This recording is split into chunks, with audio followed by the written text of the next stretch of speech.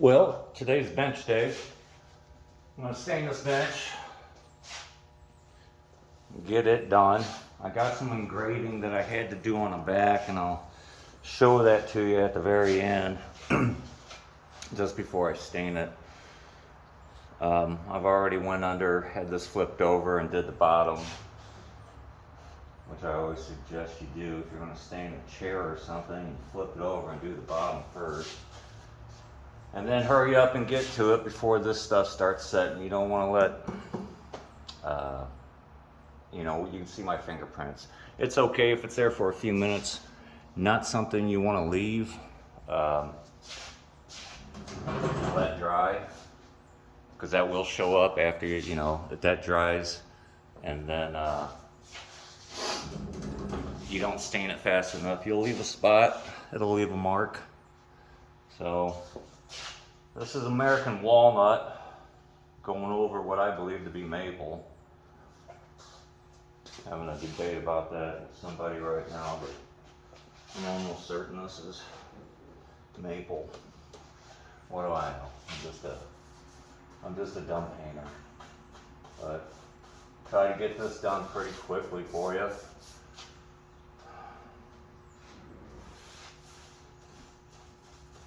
So staining is one of those things I do like doing. Restorations like this. If you haven't seen the earlier video, this is a church pew that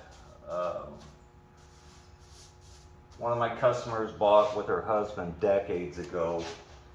And they always talk about getting it refinished. I'm sure it was a yard sale find, nothing special. And they never did. Unfortunately, he's since passed. And so, better late than never. And the engraving on the back has their names.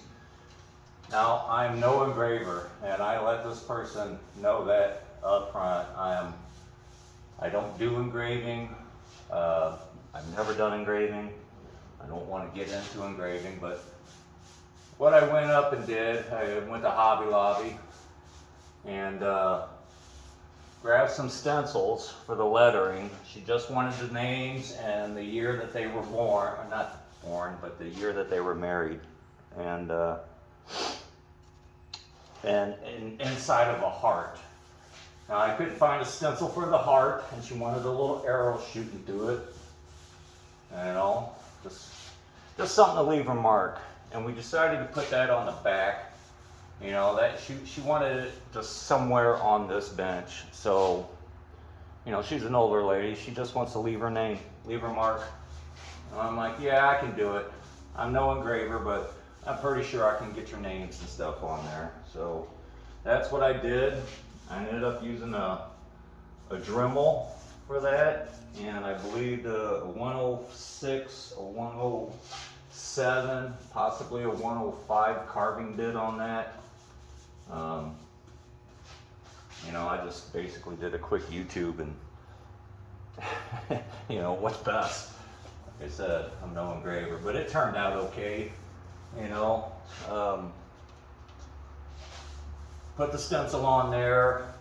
I colored in the letters with a pencil and pen.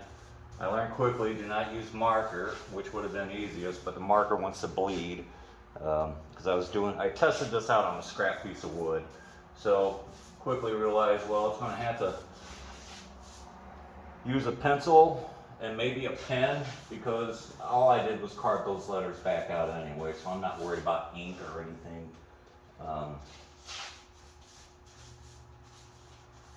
Bleeding through or staying around. Not too concerned about that. But I'll show it to you. So I'll try to move this as fast as I can.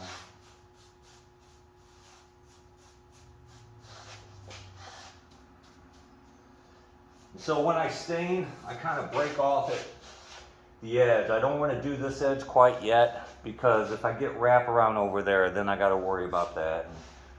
I just choose to stop at an edge, pick one, usually on the inside. You gotta remember, there's arms going up here. If you haven't seen that, I'll show it to you. But I won't do this edge or the other one until I start doing this side, just because I don't want the wrap around. And you know, you do have potential for a drip or a run that you didn't see, and if that sets in, you're kind of screwed. You're going to have to sand it out, do whatever you got to do to make that go away. Grab another rag. So let's see. Now, when I already stained the arms that go on here, and I stained those with mahogany, rich mahogany. And just to add a little bit of a contrast, I knew this was going to be brown or American walnut brown. There's several types of brown, so to be specific, it's American walnut.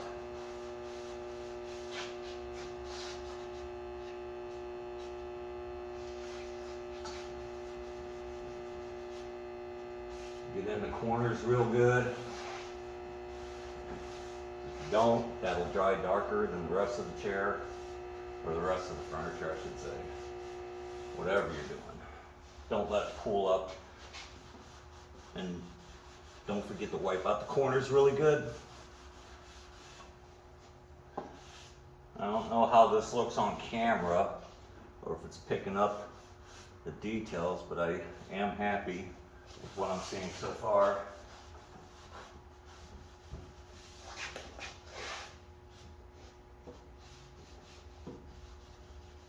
So I like to, if you watch me do that table, when I stain, you know, it doesn't matter which way you wipe. When your first pass over it, I'll go against the grain, I'll go with the grain. It does not matter at that point. But when you get most of this off, you want to start looking for any type of streaks that go across the grain. You know, you barely might even, sometimes they're hard to see. So that's why on my final wipe down, I'll take my rag, fold it a couple of times, and just kind of, I don't know what you call it, but just go over the grain, or go over the piece of furniture and make that final swipe to go with the grain. So if you do happen to leave a heavy stain mark, it's probably not going to be as noticeable. I mean, not, you know, you don't want any, to be honest, but if you had to do, if you missed something, at least it's going with the grain in the wood, and it's probably not going to show up nearly as bad as leaving a mark going across the grain. So my rag's getting kind of full, so what I'll do, try to find the cleanest spot. There we go.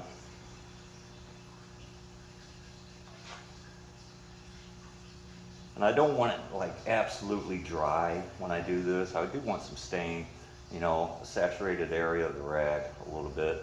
Doesn't have to be clean, doesn't have to get a new rag. Just kind of swipe everything. No big deal. I've got most of it off there, so there shouldn't be anything pooling that would actually make a puddle or make a mark.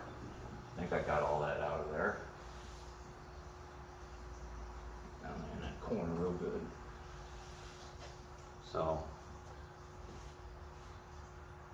in that corner. Final pass, going with the grain, just to make sure. And watch, so like when you're wiping all this off, it's real easy to get your knuckles and hit the sides when I'm doing this. And you could possibly leave dots on there from your knuckle bumping it, so be careful of that. You know, you just want to make sure, because once it's dry, it's dry. And fixing something like that, while not impossible, will set you back a little bit of time. And it's pretty tough to do, because sanding one spot of a stained and then trying to fix it or blend it back in, it's not impossible, but it is a pain. I wouldn't want to get into it. All right, I kind of like it. Got no beef with that. All right, so I'm gonna turn this around. I don't know how much you can see, but it's looking good. It looks a little dead because it doesn't have any sealer on there, but that'll happen tomorrow. And I'll take a video once it's all done and I'm getting ready to deliver it. So here comes, so I only got the sides to do. I got this back and I got this other side. So you can see these are just nail holes. I mean, like I said, this is a yard sale piece. So all these nail holes, I use sustainable wood filler, dark tone. You're still gonna see them. Obviously, there's dots. I mean, you can't help that, but they'll look a lot better once we get some stain on there. In fact, let's see what it looks like right now. How will that stain? Let's find out. I don't know how close. Take a peek here, make sure we're still in view, and I'm guessing we are. So there we go. We'll see how it works. I've been happy with this stainable putty. I've been using it for quite a while. There's all kinds of wood fillers out there. This particular wood filler is called Czar, and it comes in a tube. You got your dark tone, light tone. I think they have a neutral, but I use more dark tone. Comes out already brown or dark a little bit, so, and it takes the stain really well. Got no beef with it. So when I'm doing this, I'm also, you don't see it, but I'm sending sprinkles back onto what I already wiped down, and that's not a whole lot you can do about that. You can try to be careful, but just keep that in mind if you do this. Don't leave those sprinkles on there. I'll wipe it back down when I start taking this back off, all those little dots that you don't see. Get this edge over here.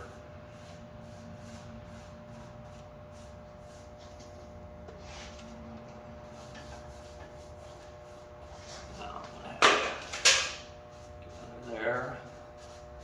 I got the first, I got the other sides of these little, I don't know, fancy carving here, but so I only got to go in there just a little bit. And when you apply this, you can go every which direction you want. This is not one of those things, staining, you don't have to stain with the grain of the wood, maybe, if you were brushing this, the poly, which I'm not, I spray, but if you had to brush it, yeah, you're going to brush with the grain of the wood, but when you're staining, just work it in there.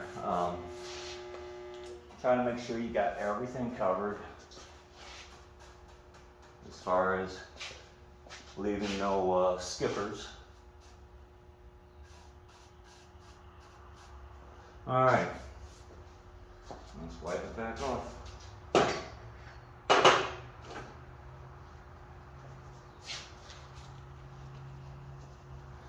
What happens.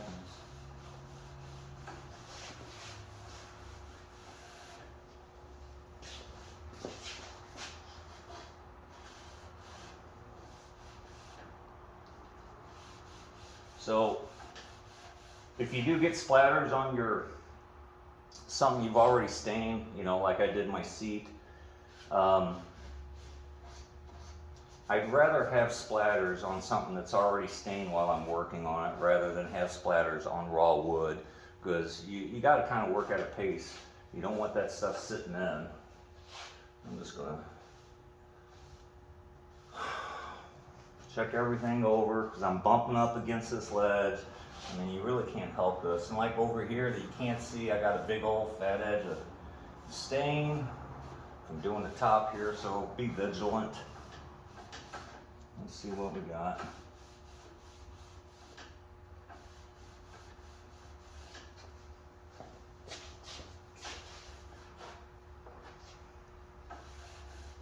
Okay, well, the nail holes, not too bad. I thought it would be worse, to be honest, but like I said, this putty has always done right by me. as far as accepting stain and blending in well. I'm not sure what that is. Let's dab some stain in there and see if I can't make that go away. Huh. Alright. Well, I got something that keeps coming back and I don't know what that is. It's like a dot. And let's see.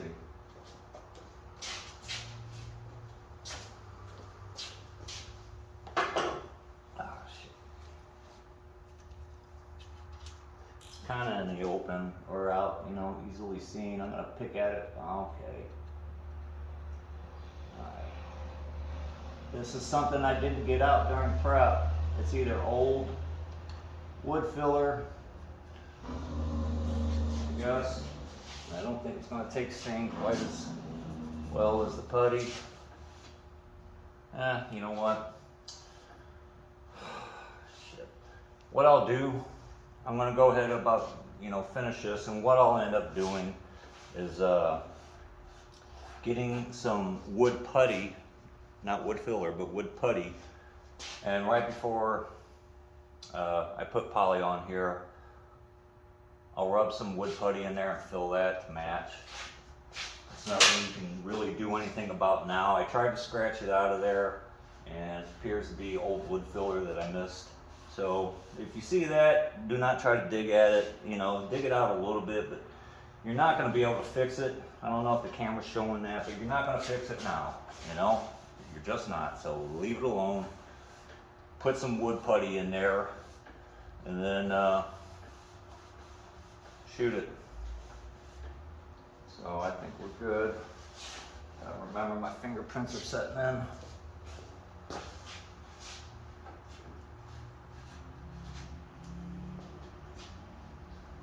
Check one more time. Like I said, you gotta be vigilant. And sometimes it's hard to see. It's a smudge. And then it dries like that, you're kind of screwed. Like I said, once it's there, it's there.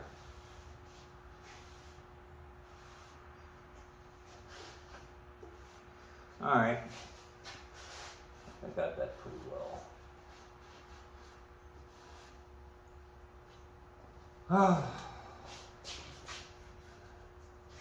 Like these edges right here.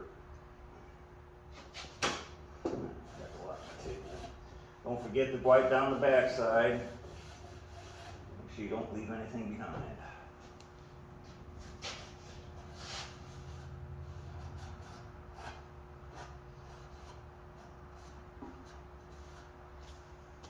I'll have to look and see if I got some felt. Cut out some felt, maybe glue it to the bottom. I mean, this sits on carpet, but I didn't. It's nothing to do. All right, so I don't mind that. Let's see. Yeah. See if I can get it closer. Yeah, so I still say this is maple. There's the white dot that, take care of. It's not the end of the world. Something like that happens. So I'm gonna flip to the back side, and then I'll do this other side off camera, but here, let's see. There's my engraving skills. All right, you can't. That's it. So if you can read it, it's Paul and Jody, 1983. And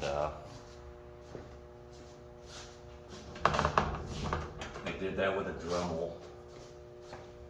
It's not horrible, but an expert or somebody that does this every day, I'm sure that looks like child's play, but and you can see these dots of stain and my fingerprints on there, so I'm gonna have to get to this pretty quick, but and like this, you don't want that sticking around too long, but let's see what it looks like after I stain it.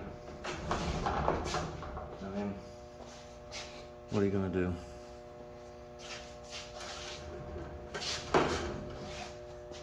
There we go. There we go. Alright, as far as stain rags, don't leave them bunched up. Spontaneous combustion is the thing. I've seen it myself. So do not wad these up. I mean, nothing's gonna happen right away, but on a hot day, you throw down a wet stain rag and you just throw it down and it sits there, it will start smoking and it will burn down a house. I've not burned down a house, but it's happened at companies that I worked at when I started. I was in new construction, and they burned down a house. I wasn't on that job, but I heard about it. So,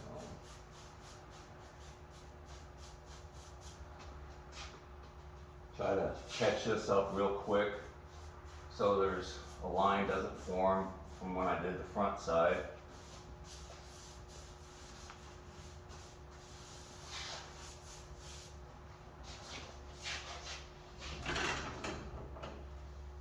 See, so you know, trying to be courteous, but fuck courtesy.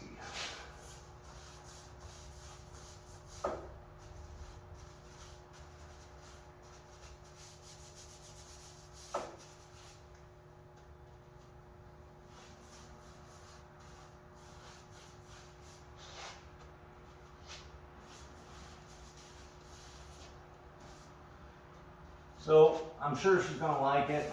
This thing, if you'd seen it before I got to it, it's pretty gnarly.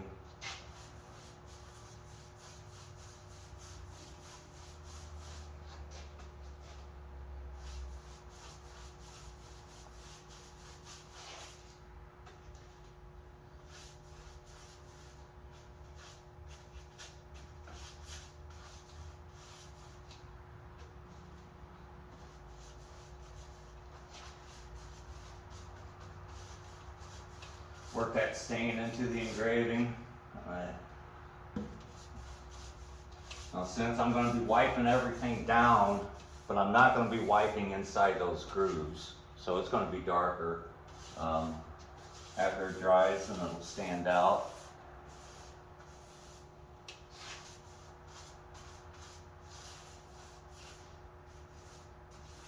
Alright, I think we got it all.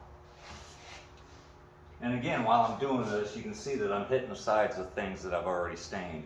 That's part of the job. You're going to do it. Don't try to be nice and neat and not get it on there. You're gonna get it on there. Just wipe it off. Like when I see painters, professional painters, taping off hardwood floors when they paint the base. One, it's a waste of money. Painter's tape is about 10 bucks a roll for 1.5 inches. And two, it's a waste of money. That's labor costs. And three, it's stupid. If you're gonna tape, professional painters shouldn't be taping off hardwood floors. You gotta learn how to use your brush. I'll paint right over a hardwood floor, and every once in a while you're gonna hit the floor, sure. Wipe it off, have a rag with you at all times. So when I see people taping off stuff like that, I don't think too highly of them, their skill set. You know, maybe nobody's taught them, which is a shame. Because even if you tape something off, for those out there that do tape off when they paint, I guarantee you, you're gonna have leaks, because you're thinking that tape is going to end all be all and solve the problem. It's not. You're gonna have leaks. And those leaks will dry because you can't see them because they're under the tape. If you're doing 2 coats, especially so. So I don't recommend it.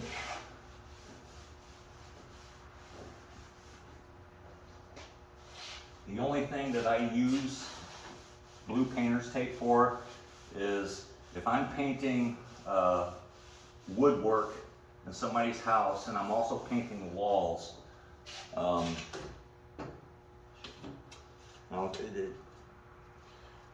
I'll tape off my baseboards, the top lip of the baseboard. Now that does 2 things. One, it protects splatters on your newly painted baseboard, or even if you didn't paint the woodwork, I still tape it off when I can. Sometimes you can't because it's just dirty and it's not going to help, but I'll tape that off. And the second thing it does is it gives you a good straight line. Now, that's incidental to the reason you're putting the tape on. I put the tape on to keep my base clean. I don't need it there to draw a line. If you see somebody taping off like the edge of door frames, that's not good. That's kind of laughing. I've seen it. Well, or if I can do something with it. That card or the engraving that I got there, somehow make it pop a little more. I mean, it looks good. I kind of thought maybe it would look darker or somehow more pronounced, but it seems like everything's, you know, wiping off the same, whether I leave some in there or not.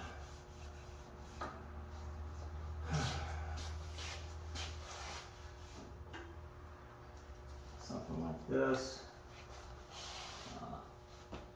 Knife. That sinks.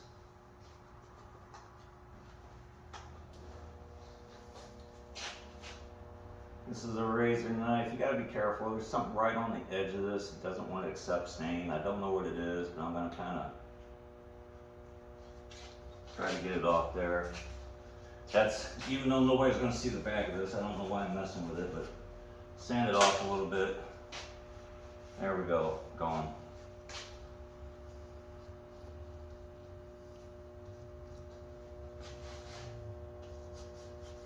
Even though I'm wearing gloves, I want to make sure my hands are fairly clean.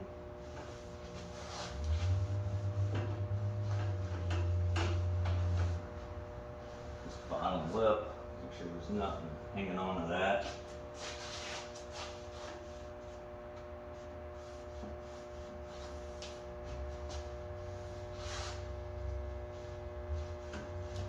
I think I got everything.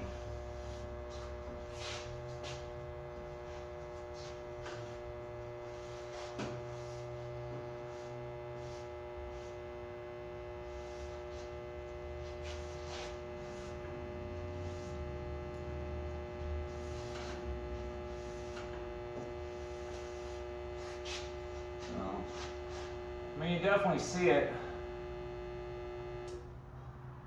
Maybe it's for the best. I'll bring it up and see if you guys can see it. Let's see. A little closer. So yeah, I thought it'd be darker inside the letters and the gray part, but apparently it's just going to dry out the same as everything else. Nobody's going to see this. Well, I guess if you look for it, but of course nobody's going to see it, so I wouldn't worry too much about it. But she left her mark on there, her and her husband. They got to do what they didn't do for so many years. Well, she got to do it for both of them. Like I said, she lost her husband, so I'm not, as far as what I charge for this, believe me, I'm well over any hours that I had set aside. I was there doing other work for this lady, and I asked her about the bench because I could tell it just seemed, you know, there's a reason for it there. So when she told me the story, I said I'd refinish it for her, and I'm doing this more for to be honest, I'm doing this more for just to do it for her. You know, I am making money, but I am not charging normal prices for this lady. I mean, if I had to keep track of all the hours that I've already put into this thing, I'm already way over in time. So, but I enjoy doing it. I just like doing this kind of work, and you know, it's a bench. So there you go. Might as well do the last part, huh? Stick around for the last part. Won't take long. I did a couple of doors, 6-panel interior doors. I wish I would have. I took pictures, I didn't take a video. I don't do, I didn't think much of it, but they just picked those doors up over the weekend and dropped me off 2 more, which are sitting over there. And they're stained doors, but they're getting converted to a paint job, so it's primer and 2 coats of finish when you're doing that. The guy's wife had started, and bless her heart for giving it a try, but it wasn't working out. She tried to paint the doors herself, and just got in over her head a little bit. That's all right. I had to sand those doors that I did for them. I had to sand them smooth again. There's swirl marks from whatever orbital. I guess she was using an orbital, and I don't know what grip paper she was using, but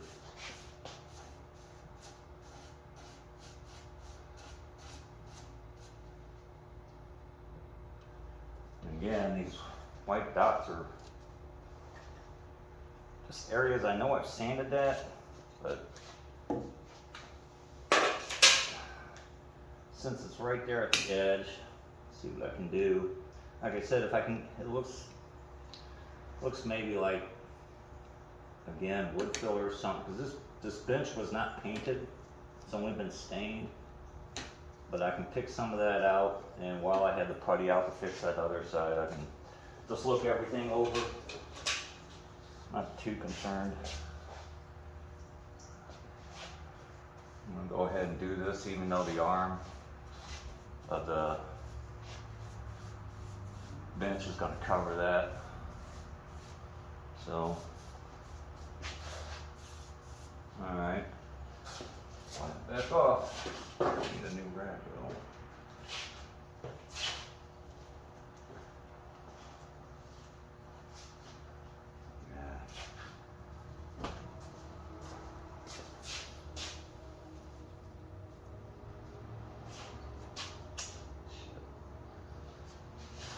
I don't want to use up another rack, but I may. This one's pretty wet.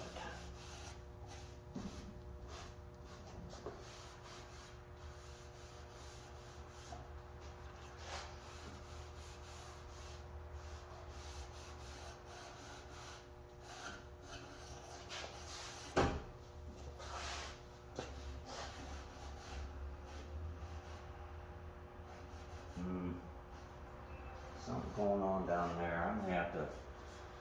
I may have to get out the sandpaper on the front of my leg there. I don't know. I'll mess with it after it's dry. The dogs had ended up chewing the front of this bench up, and I lost most of the, well, the dogs ate most of the profile. I thought I had that sanded thoroughly, but I see something, or maybe it's the putty.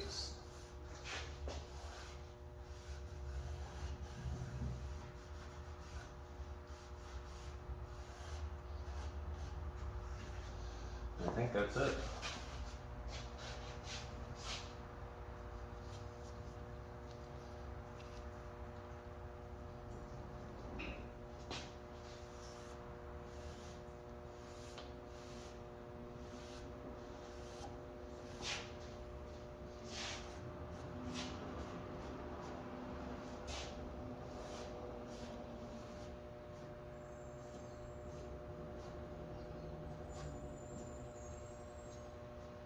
I think that'd be it. So, one stained bench. Lighten that up a little bit. Just keep an eye out for dark spots. You may have to put a little bit of extra pressure on the rag, on the surface, wipe it off. But yeah. Here's my arm. I'll show you the arm real quick.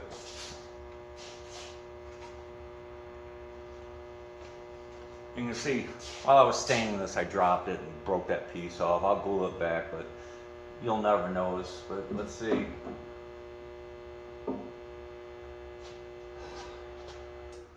A little bit of contrast, not as much as I'd hoped for. This is more red for sure, and this was red oak, by the way.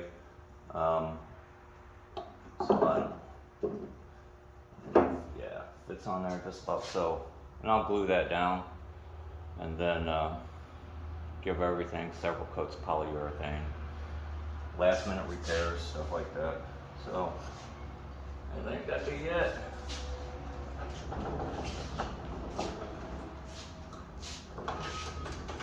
There you go. I think she'll like it.